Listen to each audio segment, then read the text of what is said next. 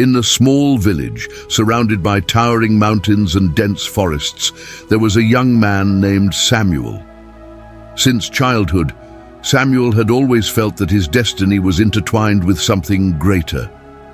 He observed the wise ones of the village, men and women who, through their words and actions, seemed to guide the community and dreamed of one day being like them. However, the last few months had been a whirlwind of uncertainties. Doubt haunted his thoughts, and the pressure to conform to the expectations of others made his internal journey even more challenging. As Samuel walked along the dirt roads, he felt the weight of responsibility on his shoulders. His family expected him to inherit the property, and many in the village looked to him as a potential leader. But in his heart, there was a yearning for something deeper. He longed for purpose and clarity, for signs that indicated he was on the right path. The desire to understand divine plans accompanied him, and he often wondered if the difficulties he faced were part of a greater plan or merely the result of his own choices. Amidst this emotional turmoil, Samuel began to notice small signs around him. One day, while helping an elder in the village, he heard a story about a traveler who, in his search for purpose, found unexpected directions in moments of pain and joy. That narrative resonated deeply with Samuel, as if it echoed his own internal struggle. He remembered how the elder's words, filled with wisdom, seemed to be an invitation to explore his own journey. In that moment, hope began to blossom in his heart. Meanwhile, the village was also facing challenges. The harvests were scarce, and the community felt the weight of adversity. However, there was a spirit of unity among the inhabitants, who gathered around bonfires to share stories and encourage one another. This atmosphere of solidarity and faith might have been what Samuel needed to find his way. The young man began to realize that the signs he sought were not just isolated answers, but part of a broader picture that involved not only himself, but the entire village. Samuel's expectation grew as he became more engaged with the community. He began to wonder if the challenges he faced were, in fact, disguised opportunities for growth and learning. What else might be waiting for him beyond the known borders of the village? Could it be possible that God was communicating with him through daily interactions and shared experiences? As he walked along the river that wound through the village, the waters reflected the sunlight, creating a mesmerizing spectacle. Samuel paused to contemplate the beauty around him, feeling a renewed connection with creation. He knew that if he was willing to listen and observe, he could discover the signs that God was sending, confirming that he was indeed on the right path. Curiosity and expectation filled his being, and for the first time in a long while, he felt truly alive and ready to embrace whatever was to come. The young man, in his search for meaning, was about to embark on a journey that would transform not only his life, but also that of everyone around him. The signs he was looking for were closer than he imagined, and Samuel's story was about to intertwine with that of his village in ways he could never have predicted. Samuel sat by the riverbank, his feet submerged in the cold water as his mind wandered. His reflections on the future grew increasingly intense, and he wondered if he was prepared for what life had in store for him. What if he wasn't good enough? He thought, doubt creeping into his heart. The wind blew gently as if trying to comfort him, but the restlessness persisted. He remembered his mother's words, "Samuel, what matters is what is in your heart, not what others expect of you." Meanwhile, in the village, the days grew longer and the uncertainties heavier. The harvests were dwindling, and the dry weather made the soil barren. The atmosphere of worry was palpable in the conversations Samuel heard as he passed by the mud houses. "If it doesn't rain soon, I don't know how we'll sustain ourselves until the next season," a woman said to another as they washed clothes in the yard. Samuel felt a lump in his throat upon hearing that. The voice of the village, once vibrant and full of life, now sounded like an echo of despair. At one of the gatherings around the bonfire, Samuel decided to share his thoughts with his closest friends, Lucas and Anna. They had always been his confidants, and it was with them that he felt most comfortable expressing his insecurities. "Have you ever stopped to think about what we really want from life?" Samuel asked, the firelight illuminating their faces.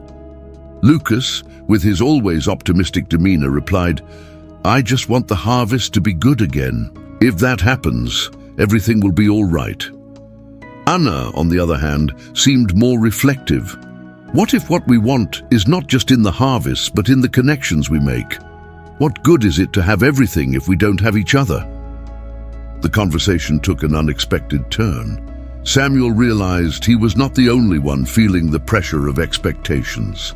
"I feel like everyone in the village looks at me as if I have to be the next leader, but I don't know if I'm capable of that," Samuel confessed, his voice trembling. Lucas frowned. "We all feel that, Samuel.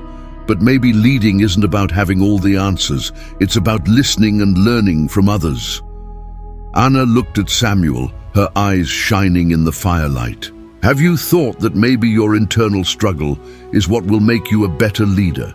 People need to see that you also have doubts, that you're willing to learn and grow."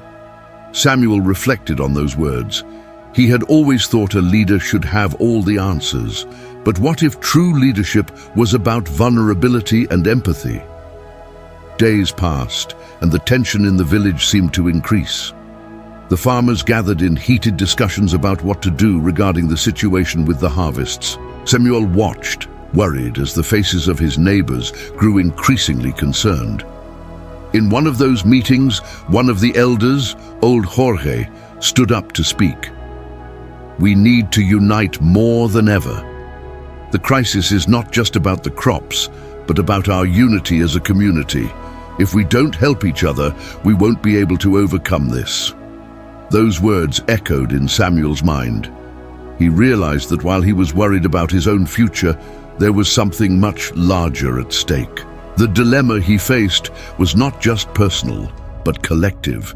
He needed to find a way to help his village and at the same time discover his own purpose.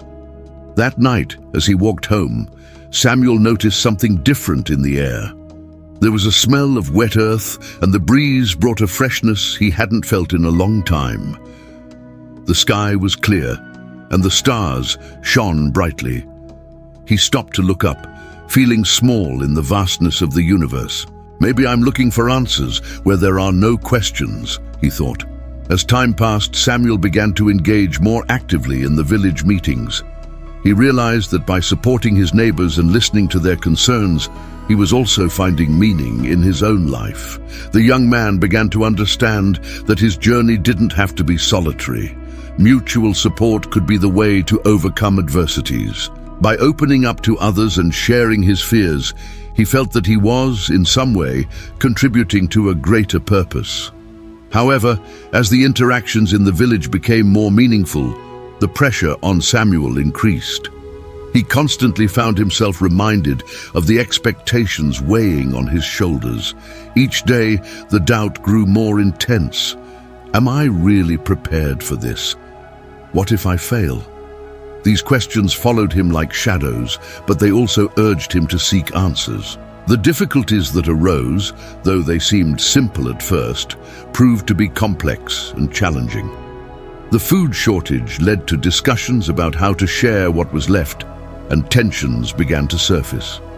Samuel found himself caught in the middle of a conflict between two groups in the village, each believing they had the solution to the problems. "We need to be rational," he tried to argue. "We can't let fear divide us." But his words seemed to fall on deaf ears in the face of the frustration and despair that permeated the air. With each conversation and every conflict, Samuel felt more divided. He wanted to be the leader the village needed, but doubts about his own ability continued to torment him. His interactions with Lucas and Anna helped him feel less isolated, but still, the weight of responsibility fell on him. It was a constant internal struggle between the desire to conform to expectations and the need to chart his own path. Meanwhile, the village became a reflection of his journey. The difficulties were far from simple, and the interactions among the inhabitants revealed deep fears and hidden motivations. Samuel became increasingly aware that his search for purpose was intertwined with the collective struggle of his community, and this led him to question whether he would be able to lead amidst the chaos. Weeks passed, and the tension in the village grew like a storm about to burst. Samuel observed more each day the division among the residents. On one side were those who believed they should ration food and preserve resources, while on the other were those who clamored for equal distribution, fearing that the fear of scarcity would lead them to an even greater collapse. He felt the weight of decisions hanging over his shoulders, as if the fate of the village was tied to his ability to act. "You need to take a stand, Samuel," Lucas said urgently as they walked through the village. "People are looking to you. If you don't make a decision, they will think you don't care." Those words cut Samuel like a knife. What did he really want? To be the leader everyone expected, or to stay true to his beliefs? He didn't know. In one of the meetings, Samuel finally had a chance to speak.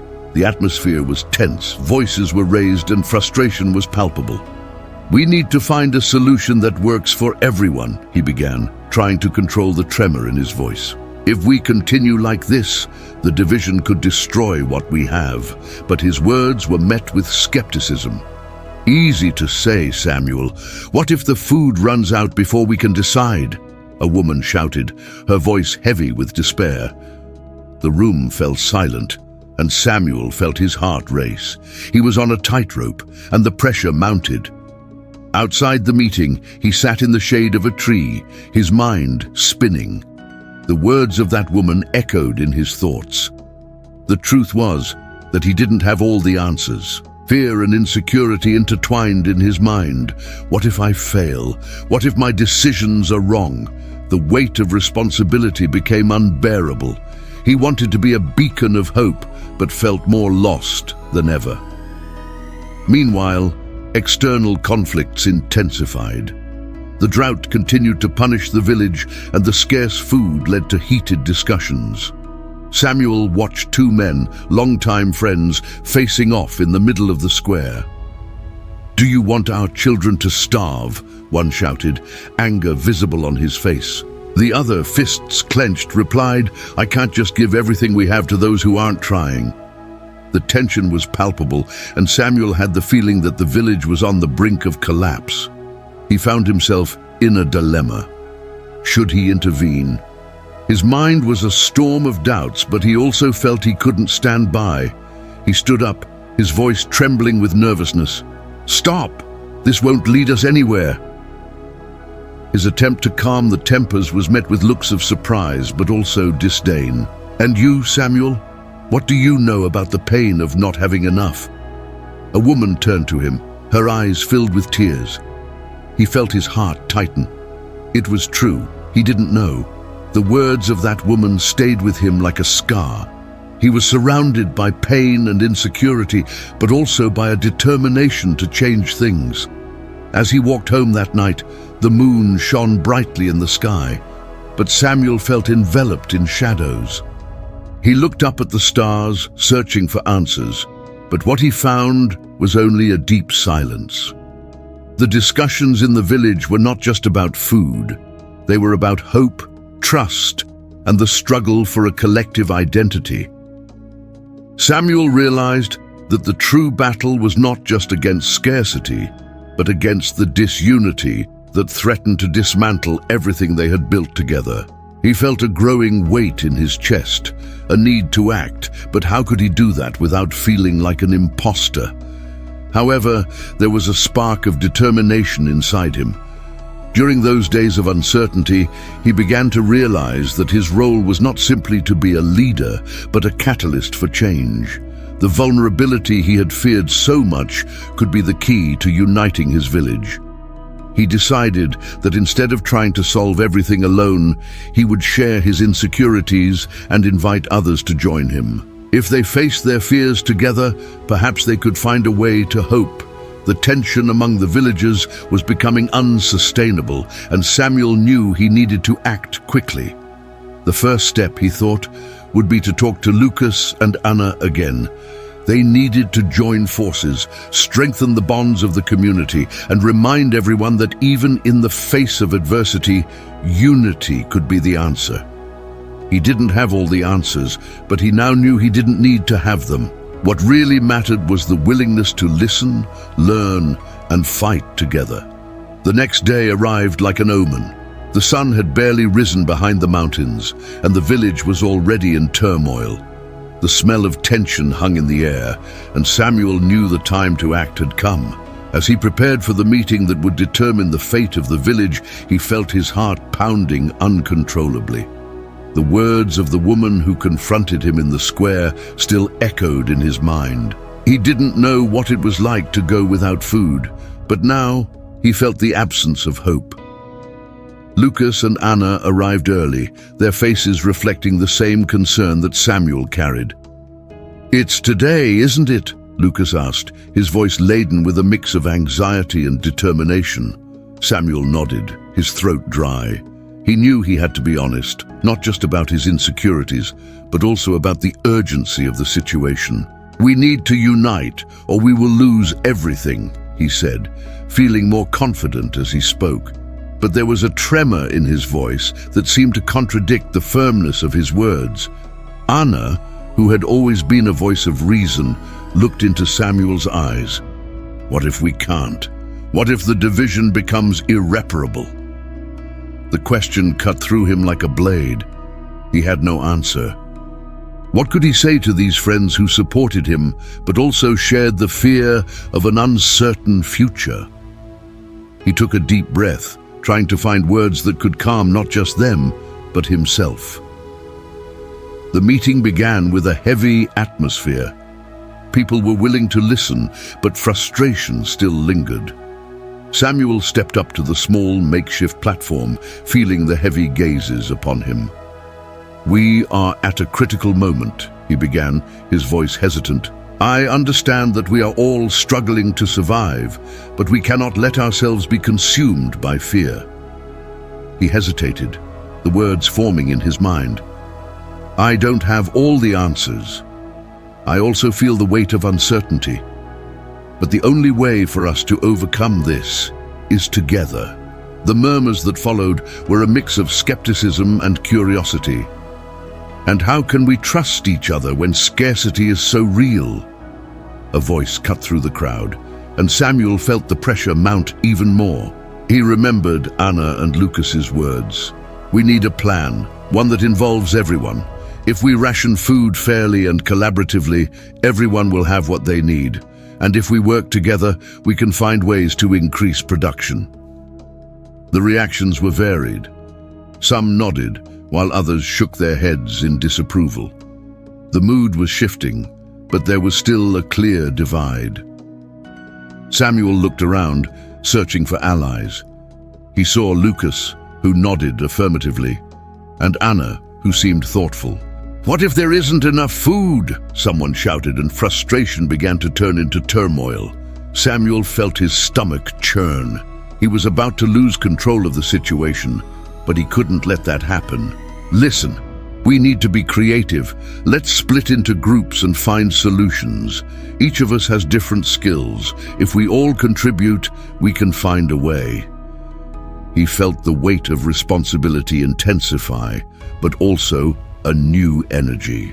The room was filled with voices, and he realized that the division was not just about food, but about the trust that had been lost over time.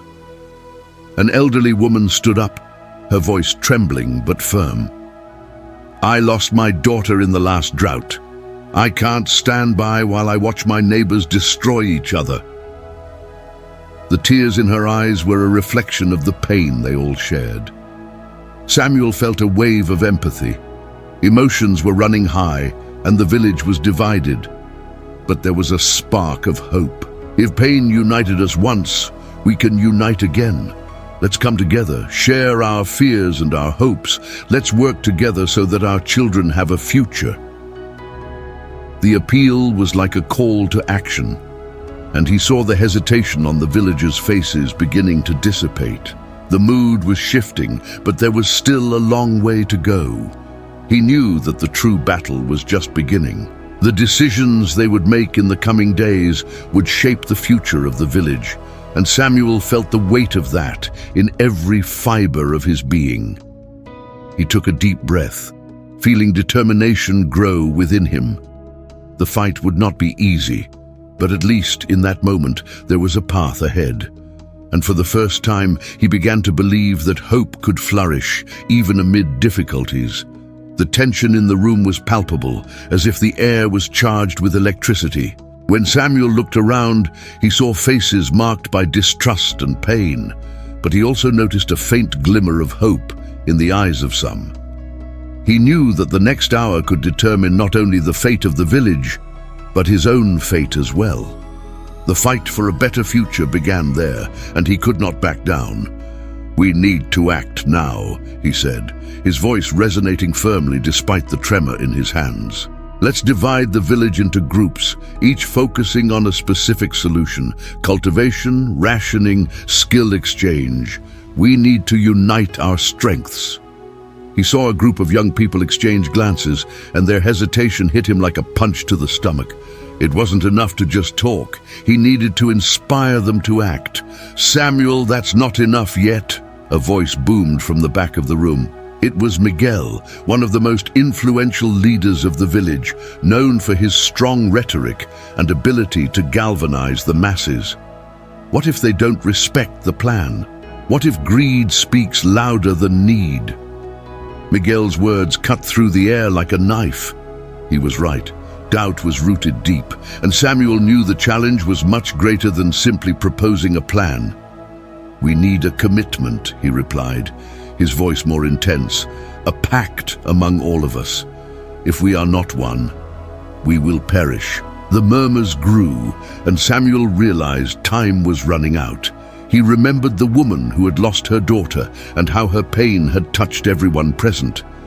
"Let's do this for our children," he pleaded, "for those who still have a chance to grow up in a place where solidarity prevails over greed. If we don't fight together, we will be doomed to a cycle of misery." I felt my heart race as I observed the reactions. Miguel's gaze was a storm. "And what if you're wrong, Samuel? What if this unity isn't enough to save us?" The question hung in the air, and everyone was attentive. The silence was deafening. "Then at least we will have tried," Samuel responded, his voice stronger than ever. "At least we will have tried." He looked directly into Miguel's eyes, challenging him to find an argument that wasn't based on fear. "If you believe that hope is an illusion, then tell me, what else can we do?" Miguel hesitated, and the room seemed to be at an impasse. The gaze of the elder villager was also fixed on Samuel, and he realized that the division was, in fact, a reflection of each of their internal struggles. They needed a leader, and perhaps at that moment he was becoming that leader. The tension was almost unbearable, but when Samuel looked at Lucas and Anna, he saw that they were by his side. Lucas nodded affirmatively, and Anna, with a glint of determination in her eyes, raised her hand. "I support Samuel," she declared. "If we all contribute, not only with our skills, but also with our hearts, we can rebuild the trust we have lost." The room began to murmur again, and Samuel felt that a change was in the air. Miguel's expression softened slightly, and he seemed to weigh his words. "What if we take this one step at a time? We can start with a meeting to discuss the tasks and divide responsibilities," Miguel suggested, his voice now more cautious but still full of authority. "It's a start," Samuel agreed, his heart racing. "But we need a commitment, a pact that everyone will be willing to work together not just today, but for as long as it takes to overcome this crisis." One by one, the villagers began to stand up, some still reluctant, others with a new glimmer of determination. The elderly woman who had spoken before raised her hand. "I promise to help, even if it's just with my knowledge of herbs and plants. I can't stand by while I see my neighbors suffer." The voices began to join together, and the atmosphere in the room started to change. The pact began to form, and the idea of a shared future started to blossom among those present. One by one, they began to sign a simple document, a promise of unity. But even as hope began to rise, Samuel knew that the battle was far from won. He felt the weight of the commitment on his shoulders. The consequences of this new alliance were still uncertain, and the true test of strength would come in the days ahead. The room was still filled with anxiety, and he knew that the real challenge was just beginning. Even so, looking at those determined faces, a wave of courage washed over him. He was ready to face whatever came next because, for the first time in a long time, he was not alone. Together, they could find a way forward. The fight for hope and unity was just beginning, and Samuel was prepared to lead them. The room began to empty, but the energy still permeated the air. Samuel felt the adrenaline pulsing through his body as he watched the villagers disperse, now more animated and talking among themselves. The promises made in the meeting echoed in his mind, and he found himself thinking of how many voices had united in that moment. However, the euphoria soon gave way to harsh reality. The struggle was only just beginning. As he walked toward the exit, Samuel noticed Anna and Lucas talking with a group of young people. They were discussing how they could organize the tasks efficiently. The sight of their enthusiasm filled him with pride, but also with a strange anxiety. What would happen when the reality of food scarcity and lack of resources began to bite? Optimism could quickly turn into frustration. "Samuel!" Anna called out to him, her eyes shining with determination. "We need to decide who will be responsible for each group. Do you mind leading the cultivation team? You have the knowledge we need to turn this situation around." He hesitated for a moment. The pressure of the new role was beginning to settle on his shoulders, but the determination in her eyes encouraged him. "Of course, I'll take it," he replied, trying to hide the nervousness in his voice, "and I'll need all of you. Let's create a list of what we need to plant and how we can maximize our space." As they moved away from the center of the village, Samuel reflected on the promises made. Hope now hung over them like an invisible cloak, but he also knew that distrust would not disappear overnight.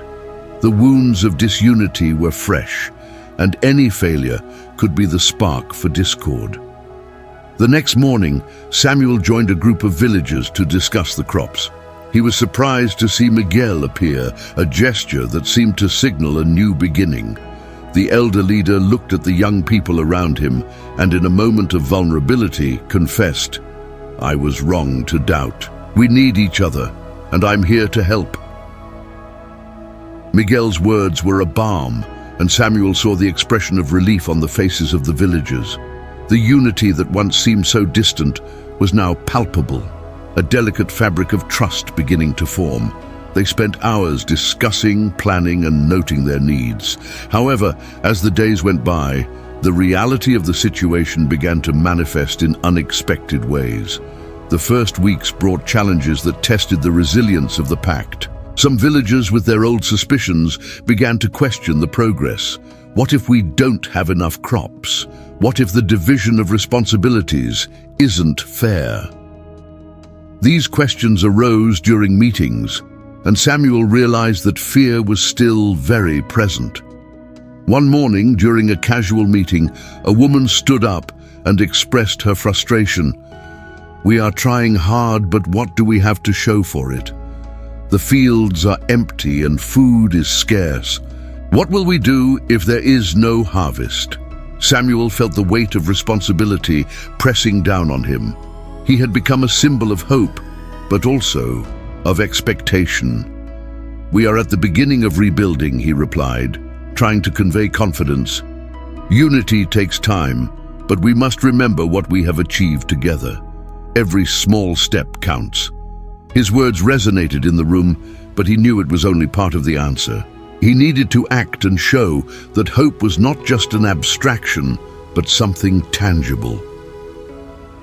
In the days that followed, Samuel began to work with the youth, encouraging them to cultivate not only the land, but also the mindset that collaboration was essential. They began to implement small skill exchanges, and soon the crops began to show signs of life. The first green shoots emerged, bringing new energy to the village. The smiles on the faces of the villagers seeing the results of their teamwork were contagious.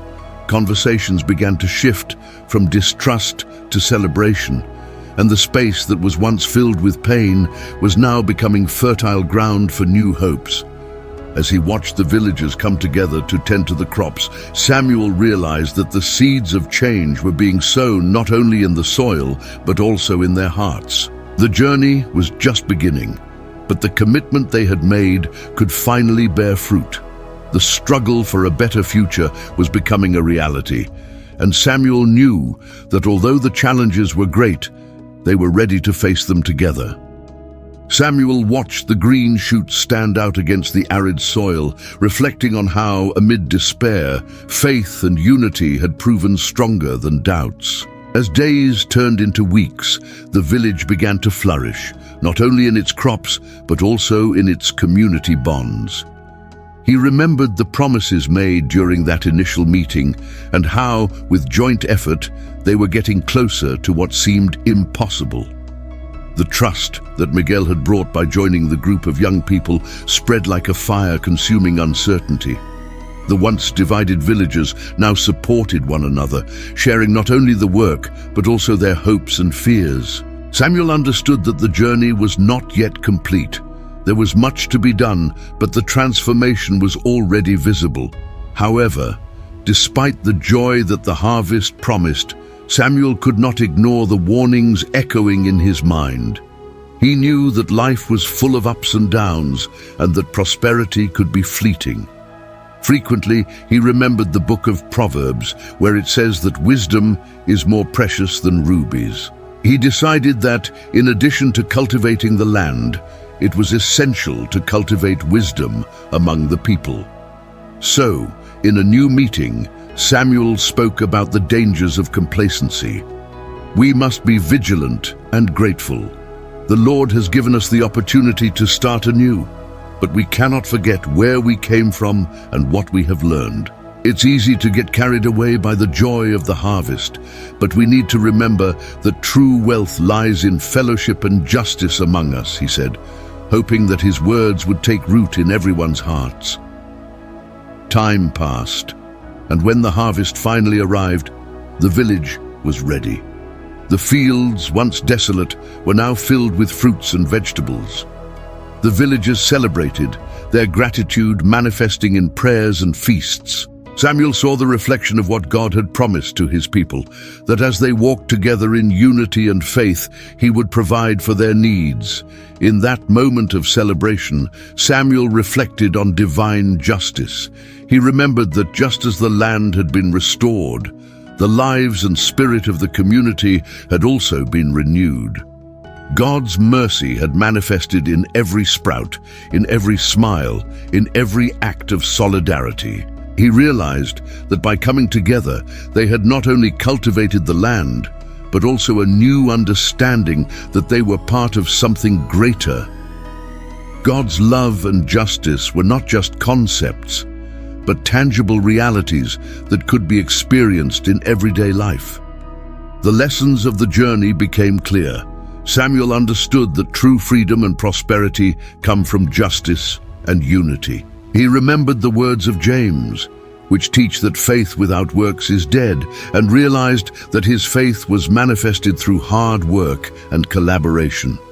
What was once a field of distrust had transformed into a symbol of hope, showing that even in the worst circumstances, God's intervention is made through the willingness of the human heart to work together. That village which was once on the brink of despair, now radiated life, and Samuel, looking at the horizon, knew that the real challenge would be to maintain that unity and continue to cultivate not only the land, but the community. The story of Samuel and his villagers would echo through generations, a reminder that faith, unity, and divine justice are the pillars that support any community. And so, in his reflection, Samuel felt grateful to have been part of that rebirth, knowing that the seeds planted were not just for food, but for hope and love that would endure for a long time. As he watched the sunset over the lush fields that now adorned the village, Samuel felt a deep gratitude welling up in his heart. The transformation he had witnessed was not limited to the land, but extended to the lives and bonds that united those who had once been divided. He realized that the journey they had undertaken together was, in fact, a reflection of the relationship each of them could cultivate with God. Faith was not just an abstract belief, but a daily practice that required obedience, love, and a commitment to justice. Samuel clearly remembered the difficulties they faced, the sleepless nights, the fears that haunted each of them, the uncertainty that loomed over the future. But amid all of this, they chose to trust. They chose to join forces, share the burdens, and most importantly, seek divine guidance. This decision to support one another and trust in God was what sustained them in the darkest hours. He thought about how, just like the sprouts that emerged from the barren land, their lives had also flourished through faith and perseverance. In that moment of reflection, Samuel realized that true obedience to God was not manifested only in words, but in concrete actions. Every gesture of kindness, every act of solidarity, every collective effort to restore the village was an expression of their faith. The transformation they experienced became a living testimony of what it means to be a chosen people, called to live in justice and love. He understood that by maintaining this unity and purpose, they would not only be pleasing to God, but also strengthening themselves as a community. On the other hand, the practical lesson Samuel wished to share was simple, yet profound. In our daily lives, we must cultivate healthy and just relationships, just as we cultivate the land. This implies being willing to listen, to help, and to walk alongside our neighbor, especially in times of difficulty. Life in community requires effort and commitment, but the fruits are abundant when everyone works together for the greater good. The story of his village became a reminder that even in times of crisis, hope can be reborn when we unite in faith and action. Samuel's gaze lingered on the children playing in the fields, innocent and carefree.